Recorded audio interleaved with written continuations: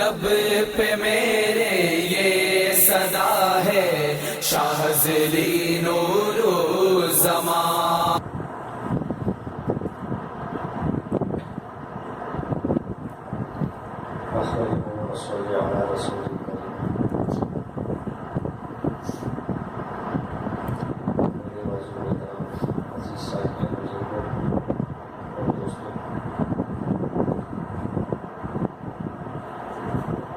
اللہ جل جلالہ کا کرم اور احسان ہم سب پر ہوا کہ اللہ تبارک و تعالیٰ نے اس مختلف دور میں ہمیں یا دین کی مدد کے لیے ایک جگہ بیٹھنے کی توفیق عطا کی.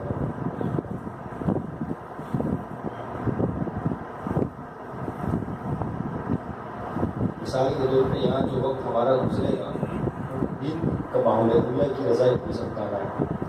میرا بھی آنا آپ کا بھی آنا مقصود ہے کہ اللہ ہم سب سے راضی ہو.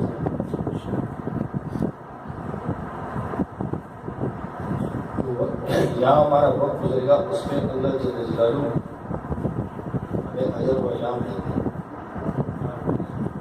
یعنی آسان مثال یہ ہے کہ جو وقت ہمارا بارے کسی ایسے ماحول میں گزرے جو غیر شرعی ماحول ہو, یعنی دین کے ماحول کے بغیر ہو, تو اللہ کو اس کا جواب دینا پڑے گا. اب دینی ماحول میں جو وقت گزرے گا تو اللہ کو اس کا جواب دینا نہیں بلکہ اللہ اس سے انعام دے. تو اللہ تبارک و تعالیٰ کو ہمیں انعام دے گا, اس بات کی امید ہے. اللہ پاک ہم سب کے اندر سب سے پہلے اخلاص پیدا فرمائے. ہر چھوٹے سے چھوٹے عمل میں, ہر بڑے سے بڑے, ہر نیک عمل میں اللہ پاک مجھے اور آپ کو اعلیٰ درجے کا اخلاص نصیب فرمائے. اللہ پاک تکبر سے, ریا سے ہم سب کی حفاظت فرمائے. دیکھو اللہ جل جلالہ نے کامیابی کو دین کے ساتھ جوڑا ہے. بس اوقات ہم کہتے ہیں کہ جیسے ایک دنیا کی سوچ ہوتی ہے, کچھ لوگ کہتے ہیں کہ ہم بڑے تاجر بن جائیں تو ہم کامیاب ہو جائیں گے. کچھ لوگ یوں کہتے ہیں کہ ہم اعلیٰ تعلیم حاصل کر لیں گے تو ہم کامیاب ہو جائیں گے. حالانکہ دیکھا جائے تو اعلیٰ تعلیم یونیورسٹی میں نہیں ہے, اعلیٰ تعلیم تو قرآن اور حدیث کی.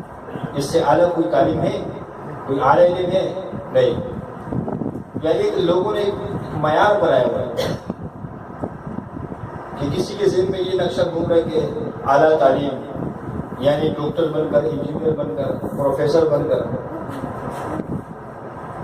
ٹھیک ہے, تو ہم کامیاب ہو جائیں گے. کسی نے یہ ذہن بنایا کہ اعلیٰ عہدے کو حاصل کر کے ہم کامیاب ہو جائیں گے. کسی نے یہ ذہن بنایا ہوا ہے کہ فلاں مجھے بادشاہت کی سیٹ مل جائے, فلاں منسٹری مل جائے, فلاں عہدہ مل جائے تو میں کامیاب ہو جاؤں گا. تو میرے بھائیوں, بزرگوں اور دوستوں, یہ دنیا کے نقشے ہیں, یہ کامیابی نہیں ہے اور نہ سمجھداری ہے.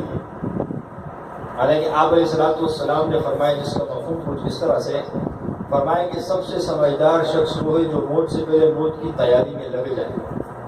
یہ ہے سمجھدار شخص. اب اس کے بالمقابل دنیا کے نقشوں کی طرف ہم تصور کریں, غور کریں, تو ہم یہ سمجھتے ہیں کہ اعلیٰ تعلیم حاصل کرتے ہیں تو ہم سمجھدار ہیں. جو اپنے بچوں کو یونیورسٹی میں پڑھا رہے ہیں, مہنگے اسکول میں پڑھا رہے ہیں تو وہ سمجھدار ہیں. جو بچوں کے مستقبل کے بارے میں سوچ رہے کہ یہ فلاں افسر بنے, فلاں محکمے میں, فلاں اس میں انجینئر بنے, یہ بنے, تو یہ سمجھدار ہے. یہ ہماری سوچ بن چکی ہے. لیکن آپ علیہ الصلوۃ والسلام کیا فرما رہے ہیں, اس کا مفہوم کہ سمجھدار وہ ہے جو موت سے پہلے موت کی تیاری میں لگے. سمجھدار شخص وہ ہے جو اپنے بچے کو مدرسے میں بٹھائے, اس کے لیے وہ صدقہ جاریہ ہے, اس کو علم کی طرف راغب کرے, تو یہ سمجھدار شخص ہے. اور مقصود کیا ہے کہ اللہ ہم سے راضی ہو جائے. دیکھو علم کس کا نام ہے؟ ایک تو دنیاوی فنون, پی ایچ ڈی کر لی, ڈاکٹر بن گیا, MBBS بن گیا, یعنی فلاں شعبے میں اس کو مہارت ہو گئی, فلاں فن میں. علم تو اس کا نام ہے جس سے یہ پتہ چلے کہ تیرا پیدا کرنے والا کون ہے. یہ ہے اصل علم اس کو کہا جاتا ہے جو بندے کو خالق کے ساتھ جوڑ دے. کس کے ساتھ جوڑ دے؟ خالق کے ساتھ جوڑ دے. یہ ہے علم. علم اس کو کہتے ہیں. علم جو نور کا نام ہے. مثال کے طور پر ایک شخص قرآن پڑھتا ہے، اس کا علم سیکھتا ہے، اس کے معنی سیکھتے ہیں، اس کی تفسیر سیکھتا ہے، اس کی تشریح سیکھتا ہے. وہ اللہ والوں کی صحبت میں بیٹھتا ہے. جب سیکھتا ہے تو اس کا ذہن خود مان جاتا ہے کہ یہ کس کا کلام ہے، یہ اس رب کا کلام ہے، اس کو کوئی بنا نہیں سکتا. جب اس پہ اس کے علوم کھلتا ہے تو انسان کا عقل خود سوچنے پر مجبور ہو جاتا ہے کہ یہ کس کا کلام ہے، یہ صرف کسی کا کلام نہیں ہو سکتا. تو یعنی یہ علم اس کو اللہ کے ساتھ جوڑ رہا ہے. یہ ہے اصل علم. مثال کے طور پہ علم وہ ہے جو آپ کو اللہ کے ساتھ جوڑ دے. مثال کے طور پہ دنیا میں سائنس کے شعبے کے اندر جس کو سائنسدان کہتے ہیں، ٹھیک ہے، اب وہ کسی چیز کا تجربہ کرتا ہے تو وہ یہ سوچتے ہیں کہ ہم اپنے مقصد میں کامیاب ہوں گے، یہ مقصد ہے. لیکن وہ دنیاوی مقصد ہے، اس خالق کو وہ نہیں بول رہے. لیکن جس کے اندر ایمان ہو اور جب وہ ایسا کوئی تجربہ کرتا ہے تو پھر اس کی سوچ ڈائریکٹ اس رب کی طرف جاتی ہے کہ دیکھو اللہ نے یہ چیز کیسے پیدا کی. مثال کے طور پہ ایک ایٹم کو دیکھا جائے. جس نے ایٹم کو ایجاد کیا اگر وہ دنیا دار ہے تو وہ اپنے اوپر فخر کرتے ہیں کہ یہ میں نے چیز ایجاد کی، میں نے تجربہ کیا، اتنی سالوں کی محنت ہے. اور جو ایمان والا ہوگا تو اس کی نگاہ ڈائریکٹ اس رب کی طرف جائے گا. وہ یہ کہے گا کہ میں نے محنت کی، اللہ نے مجھ پر وہ چیز کھول دی، اللہ نے میرے دماغ میں ڈالا کہ یہ چیز ہے، اس کو چیک کرو. جب میں نے اس کا تجربہ کیا تو اس کے اندر وہ تاثیر ملی جو اس رب نے رکھی ہے کہ ایک ذرے کا دانہ ہوگا، ایک ذرے کے برابر ہوگا، لیکن کتنے بڑے بڑے ملکوں کو تباہ کر سکتے ہیں. جس کے ذریعے تاثیر اس رب نے رکھی. تو یہ علم جو آپ کو اللہ کی طرف لے جائے، یہ ہے علم. اور اس کے لیے ایمان کا سیکھنا بہت ضروری ہے. جیسے مولانا الیاس صاحب رحمۃ اللہ علیہ نے فرمایا کہ ایمان سب سے پہلے کی چیز ہے، اعمال بعد کی چیز ہے. انسان جو عمل کرتا ہے وہ اپنے ایمان کے مقدر کرتا ہے. جتنا اس کا ایمان ہوگا اتنا اس کا عمل ہوگا. اور آپ علیہ الصلوۃ والسلام نے فرمایا جس کا مفہوم ہے کہ اپنے ایمان کو تازہ کیا کرو، یعنی اپنے ایمان کی تجدید کیا کرو. صحابہ نے پوچھا یا رسول اللہ یہ تجدید کس کو کہتے ہیں؟ ایمان کی تجدید کیا چیز ہے؟ آپ علیہ السلام نے فرمایا جس کا مفہوم ہے، فرمایا لا الہ الا اللہ پڑھنا یہ ایمان کی تجدید ہے، یعنی اس سے ایمان تازہ ہوتا ہے.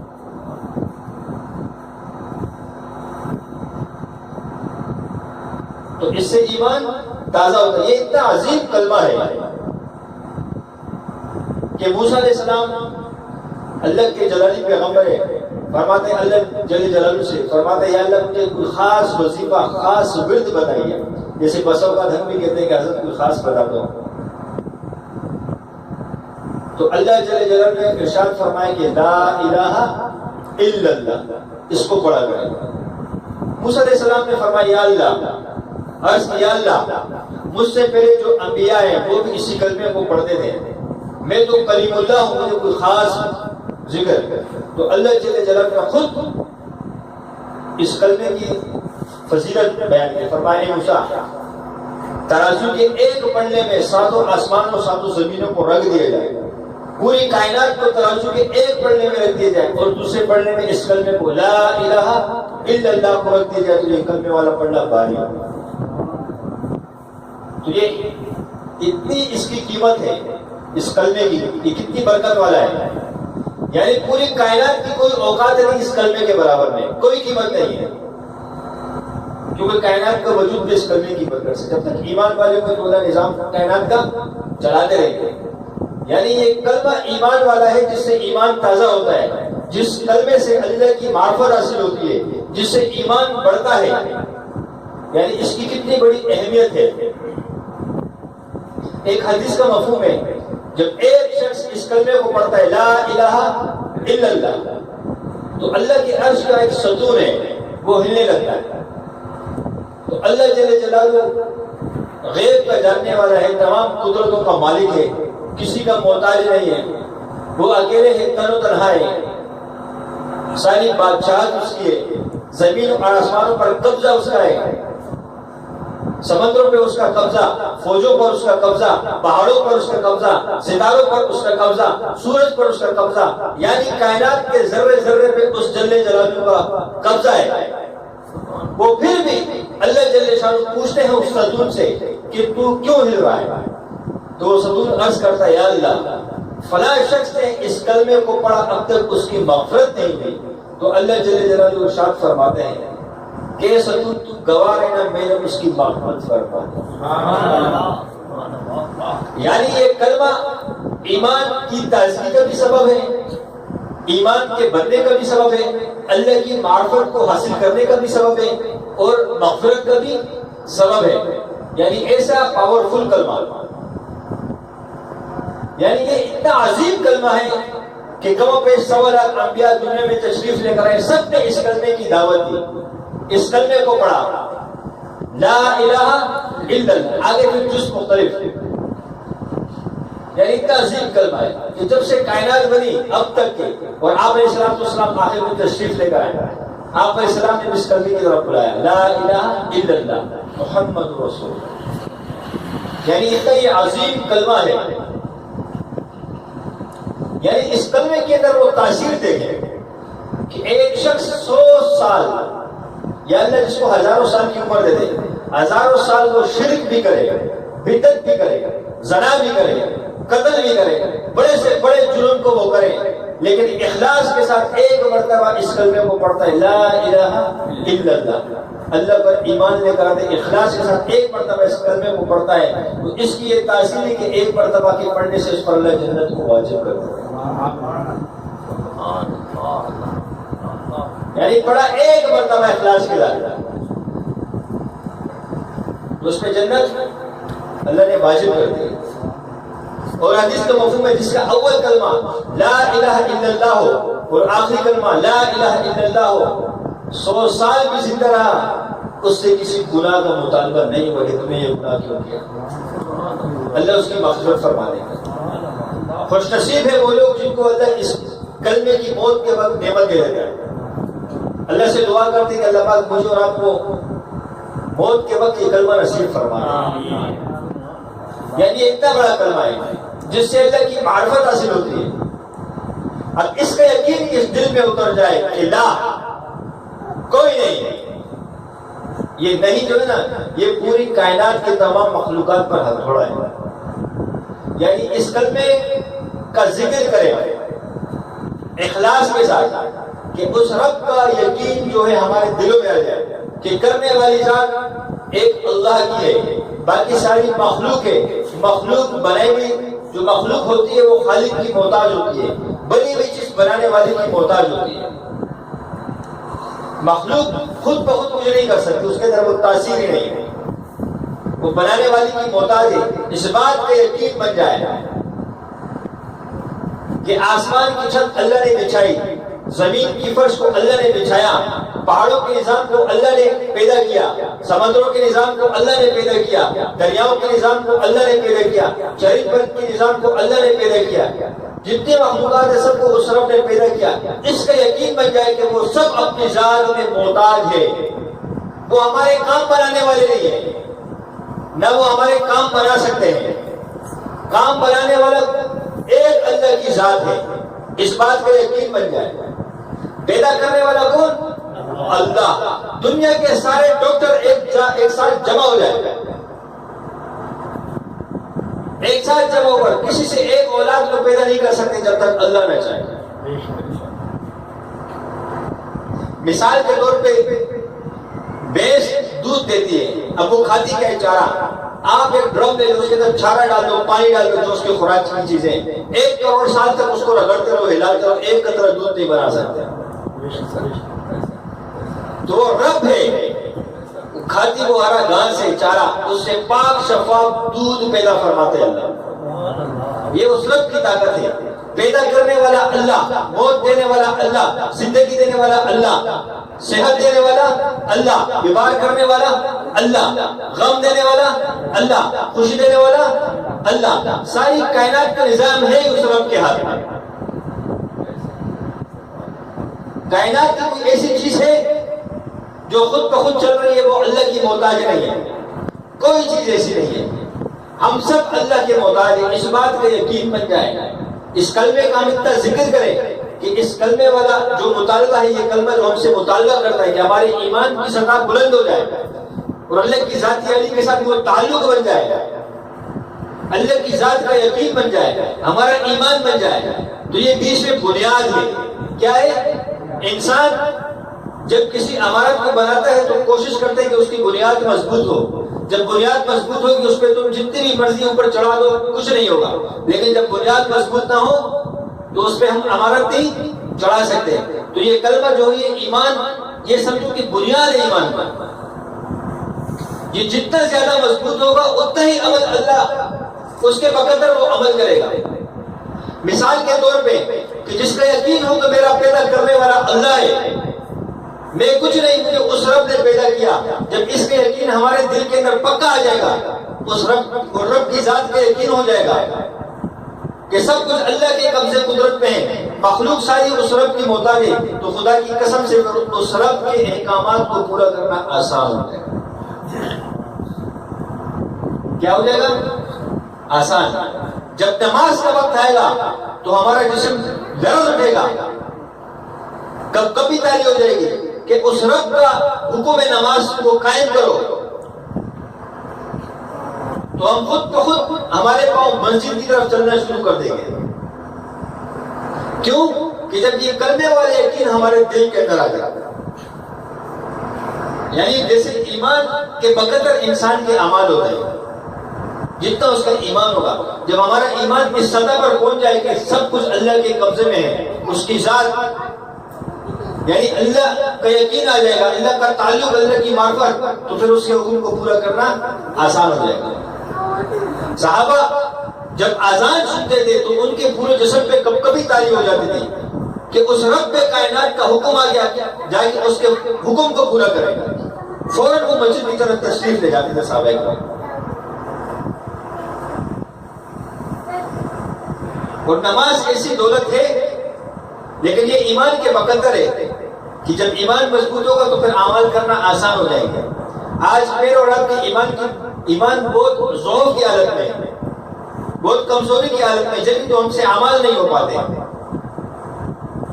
تو صحابہ کرام کی نماز ایسی تھی، نماز ایسی کہ جب صحابہ نماز پڑھتے تھے، نماز میں کھڑے ہوتے تھے تو ان کے سروں پر آ کے پرندے بیٹھتے تھے اور پرندوں کو بے جان لگتے تھے۔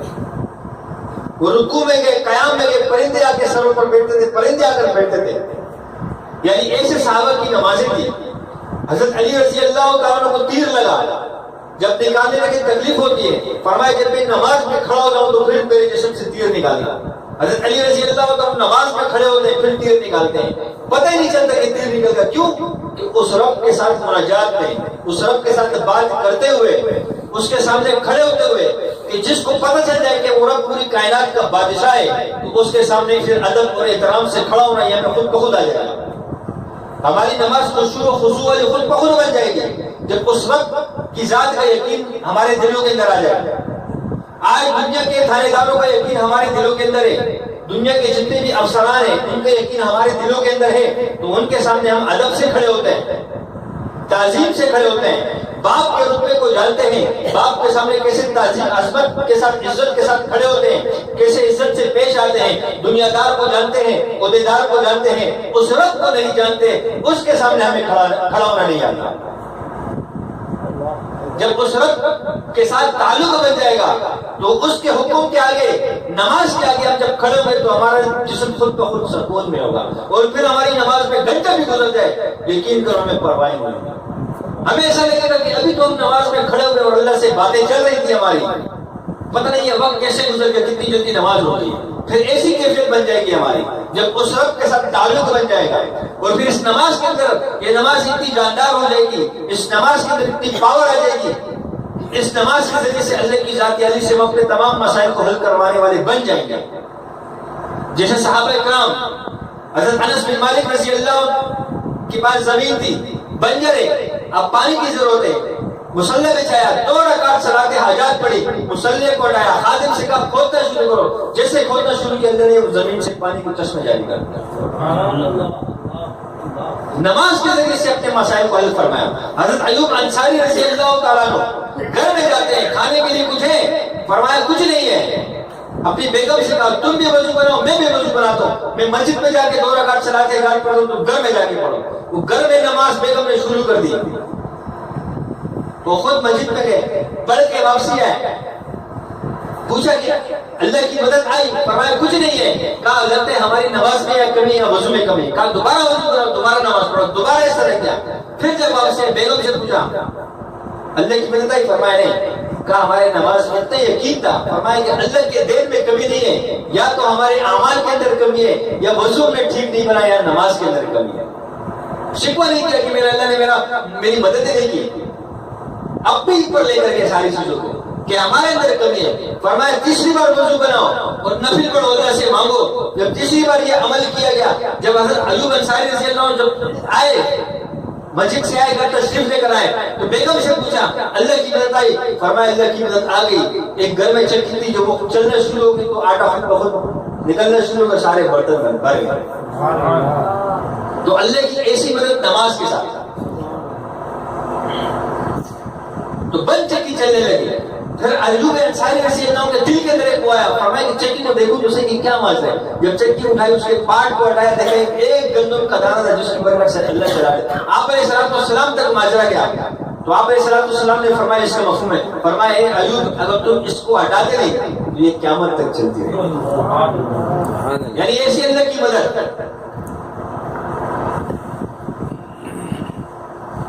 صحابہ راستے میں جا رہے ہیں، سواری گدھے پہ سوار ہو کے جا رہے ہیں، راستے میں ایک صحابی کا گدھا مر جاتا ہے، فوراً 2 رکعت صلاۃ حاجات پڑھ کر اللہ کی طرف شروع ہو جاتے ہیں۔ فرمایا اللہ یہ میری سواری ہے، میرے پاس اب اور کوئی ذریعہ نہیں ہے، یہ اللہ موت بھی تیرے قبضے میں ہے، زندگی بھی تیرے قبضے میں ہے، تو موت کسی کو دینا چاہے، کسی کو زندگی دینا چاہے، تجھ سے کوئی پوچھنے والا نہیں ہے۔ اللہ سے دعا کی، 2 رکعت صلاۃ حاجات پڑھی، تو کیا ہوا؟ اللہ نے وہ مردہ گدھے کو زندہ کیا۔ یہ تھے صحابہ۔ فضائل اعمال میں کلی کا واقعہ مجھے لکھا ہوا ہے کہ کلی تھا، وہ راستے پہ خچر پہ یا گدھے پہ سوار ہو کے جا رہے ہیں، ایک ڈاکو ملا، ایک شخص ملا، فرمایا مجھے وہاں تک چھوڑ دو گے؟ کہا بیٹھ جاؤ، چھوڑ دیتا ہوں۔ تو جب جانے لگے تو اس شخص نے کہا کہ اس راستے کو چھوڑو، میں تمہیں ایک شارٹ کٹ راستہ بتاتا ہوں، اس راستے پر چلتے ہیں، وہاں سبزہ محفوظ بھی آپ کا گدھا کچھ کھا بھی لے گا، خچر کچھ کھا لے گا۔ کہا ٹھیک ہے صحیح ہے۔ کہا مجھے راستہ معلوم نہیں، کہا میں آپ کو راستہ بتاؤں گا۔ جب وہ اس راستے پر چلے تو وہ ایک سنسان جنگل سے آیا، قبرستان سے آیا، تو وحشت تھاری ہو گئی، تو کلی سے کہا کہ اتر جا، خنجر نکالا، کہا گدھا بھی دے دے اور مال بھی دے دے، اور کہا موت کے لیے بھی تیار ہو جا۔ کہا یہ کھوپڑے دیکھ، سب سے میں نے مال چھینا اور پھر میں مار دیتا۔ وہ مارتا تھا، چھوڑتا نہیں تھا زندہ۔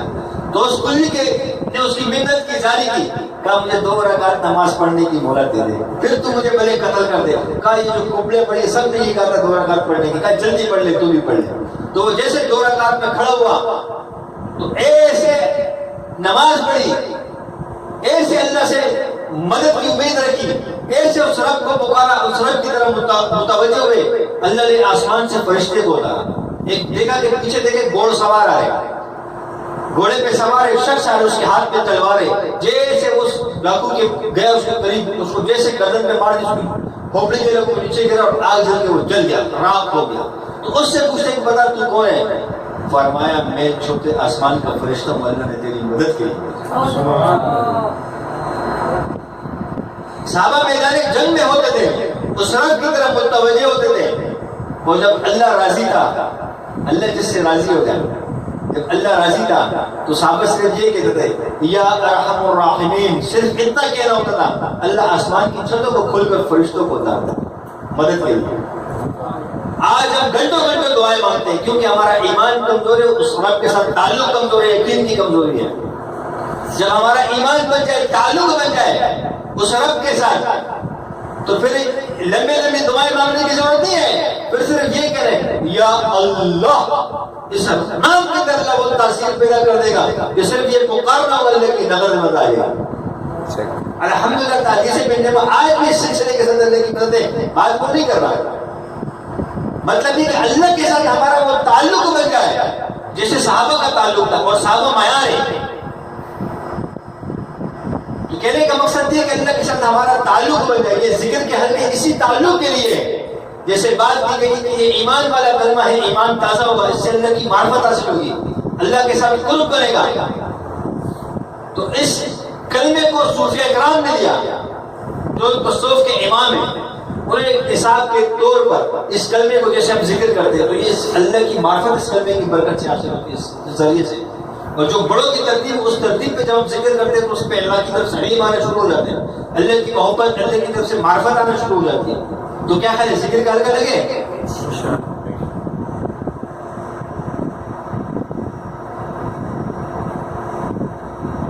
ساتھی قریب ہو جاؤ, ذکر کر